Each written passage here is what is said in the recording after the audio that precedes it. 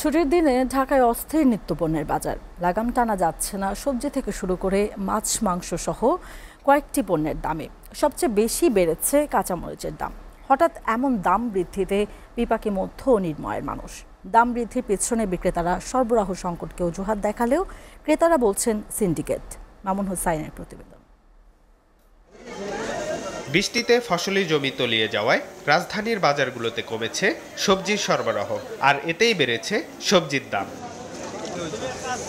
গত সপ্তাহে ৩০ থেকে ৪০ টাকায় বিক্রি হওয়া বেগুন, টমেটো, বরবটি, ঢেঁড়স, ঝিঙ্গে সহ কয়েক পদের সবজির দাম বেড়ে বর্তমানে বিক্রি হচ্ছে ৫০ থেকে ৬০ টাকায়। সবচেয়ে বেশি বেড়েছে কাঁচামরিচের দাম। কেজি প্রতি বিক্রি হচ্ছে ২৫০ থেকে ৩০০ টাকায়। ভাই বৃষ্টির কারণে মাল আসতে পারে না, দেখি মালের দাম বেশি, এখন কিছু করার নেই, মাল বাজারে ঢুকতেছে না। ভেন্ডি আমরা গতকালকে বিক্রি করছি ৩০ টাকা, আজকে ভেন্ডি ৪০ টাকা বিক্রি করতেছি। আমি মরিচ কিনলাম হলো এই এক পান হলো ৭০ টাকা, ২৮০ টাকা যদি কেজি হয় তাহলে কি আমরা কোথায় যাবো? আমাদের তাই তো পারে নাই যে ২৫০ গ্রাম কাঁচামরিচ খাতে হচ্ছে ১ কেজি চাইলের দামে।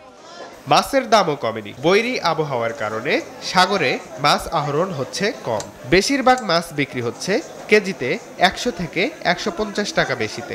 তবে স্থিতিশীল রয়েছে মুরগি ও গরুর মাংসের বাজার। সরবরাহ কমের কারণে দাম বাড়ছে, দাম যখন সরবরাহ বাড়বে দাম কমে যাবে। চিংড়ি মাছ, সাধারণ মাছ কিনে কার মতো যোগ্যতা বর্তমানে দাঁড়ায় না। সোনালী মুরগি বিক্রি করতেছি ২৯০ থেকে ৩০০ টাকা, আর যেটা হাইব্রিড যেটা সেটা বিক্রি করতেছি আমরা ২৬০ থেকে ৭০ টাকা। সব মুরগির নিয়ন্ত্রণে আছে, কিন্তু কাস্টমার নাই। বৃষ্টির কারণে বাজার কাস্টমার আসতে পারে না। তো ঈদের আগে ৭৮০ টাকা ছিল, এখন আল্লাহ দিলে আরো ৩০ টাকা কমে দিতে পারতেছি। যত মানুষের কাছে টাকা পয়সা নাই, যার কারণে কেউ কিনছে না। এদিকে চালের দাম বেড়ে যাওয়ায় সবচেয়ে বেশি ভোগান্তিতে পড়েছে সাধারণ মানুষ। ধানের দাম বেড়েছে এমন অজুহাতে ৫ থেকে ১০ টাকা পর্যন্ত বেড়েছে চালের কেজি। সিজনের প্রথমে ধান কিনা তারা গোডাউনজাত করে রাখছে, তারা এখন একটা উসিলা বিশ্লেষে যে ধানের দাম বেশি, এখন তো তারা কিনে নেই। এখন সব চালের দামে বাড়ছে। ধরুন যে মিনিকেটটা আগে বিক্রি করতাম ৭০-৭২, সেটা এক লাফে চলে গেছে ৭৮ থেকে ৮০ টাকা।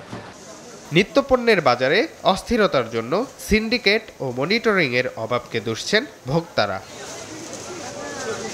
Mamun Hussain, SA TV, Dhaka.